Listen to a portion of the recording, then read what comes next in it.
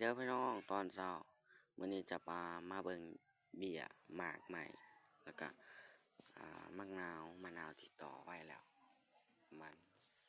40ปลายมือแล้วนี่ครับอ่อนๆหน่อยๆใบนี่คือลำไยเนื้อหมากเงาะอ่า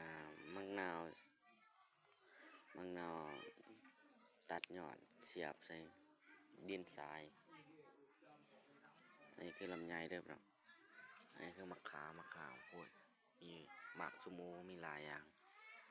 ดีเด้อพี่น้องตอนเช้ามื้อนี้จะพามาเบิ่งเบี้ยหมากใหม่แล้วก็มะนาวที่ต่อไว้แล้วมัน40ปลายมือแล้วนี่ครับอ่อนๆหน่อยๆใบนี่คือลำไยเนื้อหมากเงาะอ่ามะนาวตัดยอดเสียบใส่ดินทรายอันนี้คือลำไยเด้อครับอันนี้คือมะขามพูดมีหมากสุโมมีหลายอย่าง